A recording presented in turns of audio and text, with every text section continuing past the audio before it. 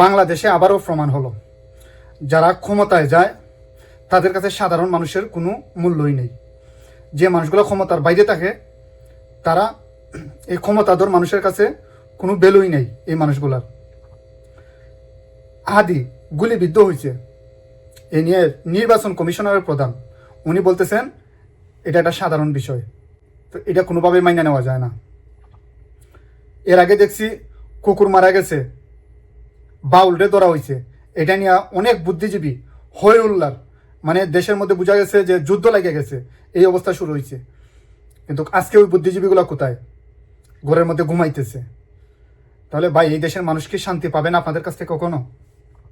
এ বর্তমানে যারা ক্ষমতায় আছেন তাদের মধ্যে আর বিগত স্বৈরাচারের মধ্যে পার্থক্যটা কোথায়? ওরা যা করছে আপনারাও তাই করতেছেন। একটা মানুষকে গুলি কইরা সন্ত্রাসী দেশ ত্যাগ করে চলে গেছে, কিন্তু সাথে সাথেই আপনাদের কাছে ওর ছবি, ওর বায়োডাটা সব কিছু আপনাদের কাছে চলে গেছে, প্রশাসনের কাছে। কিন্তু প্রশাসন কি করছেন? ওকে ধরতে পারেন নাই। এখন শোনা হইতেছে ও দেশের বাইরে চলে গেছে, আজকে 60 দিন হয়। তাহলে আপনারা কি করতেছেন? তাহলে আপনাদের মধ্যে আর বিগত স্বৈরাচারের মধ্যে পার্থক্য কোথায়? কোনো পার্থক্য নাই। আপনারা শুধু আছেন কিভাবে ক্ষমতায় যাবেন, কিভাবে ক্ষমতায় গিয়ে দেশটাকে লুটে ফুটে খাবেন, এই ধান্দায় আছেন। আপনাদের মধ্যে সাধারণ মানুষকে নিয়ে কোনো চিন্তা ভাবনাই নাই। সাধারণ মানুষের কোনো মূল্যই নেই আপনাদের কাছে। এই বাংলাদেশের রাজনীতি কি আর কখনো পরিবর্তন হবে না?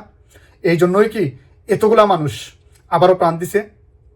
71-এর পরে এই 2024-এর জুলাইয়ে এতগুলা মানুষ প্রাণ দিছে, এই দেশের জন্যই তো দিছে না। ওরা কারো কোনো স্বার্থের জন্য যেই মানুষগুলা প্রাণ দিছে এই জুলাইয়ে, ওদের কোনো খবর নেন? ওদেরও কোনো খবর নেন না। ওদের পরিবার কীরকম আছে, কি করতেছে তাও কেউ বুঝেন না, কারণ ওদের প্রাণের বিনিময়ে আপনারা ক্ষমতায় আসছেন। ওরা যদি প্রাণ না দিত, বিগত স্বৈরাচার যদি দেশ থেকে ফলাইয়া না যাইতো, তাহলে আপনারা এই ক্ষমতায় আসতে পারতেন না। আপনারা ক্ষমতায় আসছেন আইসাই সেই পুরানা বন্দোবস্ত, নতুন কিছুই নেই। যারা বাংলাদেশকে নিয়ে নতুন বাংলাদেশ গড়ার চিন্তাভাবনা করে তাদেরকে আপনারা সরাইয়া দেওয়ার চিন্তাভাবনা করতেছেন কেন? এই প্রশ্ন আমার এই বর্তমান গভর্নমেন্টের কাছে। আপনারা কি করছেন এই 15-16 মাসে? আপনারা করছেনটা কি? আপনারা শুধু কইছেন যে সংস্কার। কি সংস্কার করছেন? একটা কাজ দেখান যে ওই কাজটা আমরা সংস্কার করছি। কিছুই তো দেখি না। সংস্কার করছেন সব আপনাদের নিজেদের সংস্কার করছেন, আপনারা নিজেদের বন্দোবস্ত করছেন, নিজেদের পেট ভরছেন। অনেকেই অনেক উপদেষ্টা তাদের ব্যাংক ব্যালেন্স ভরছেন, কিন্তু সাধারণ মানুষের জন্য কিছুই করেন নাই। কিন্তু আমরা সাধারণ মানুষ অনেক আশায় আছিলাম, মনে হয় এবার কিছু হবে, মনে হয় এবার দেশটা নতুন রূপে সাজবে। আজ 16ই ডিসেম্বর, বাংলাদেশের স্বাধীনতা দিবস। এই দিনে আইসাও এই কথাই বলতে হইতেছে, দেশ এক বিন্দু পরিমাণও আগায় নাই, সেই পিছনেই পড়ে আছে দেশটা।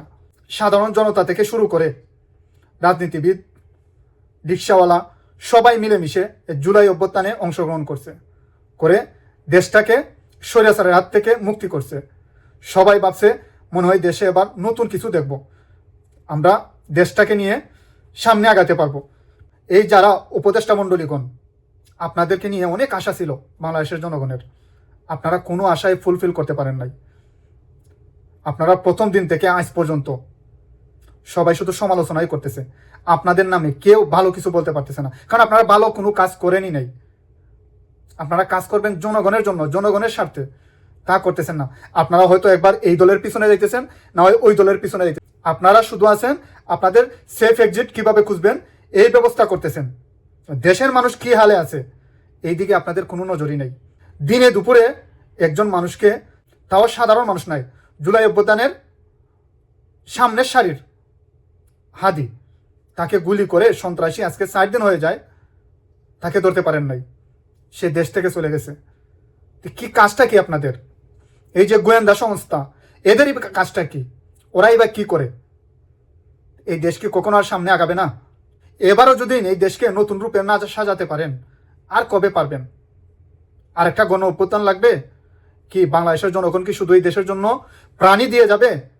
বাংলাদেশের সাধারণ জনগণ প্রাণ দেবে আর কিছু মানুষকে আইনা ক্ষমতায় বসাবে, ওনারা আবার এই দেশটাকে লুটে ফুটে খাবে।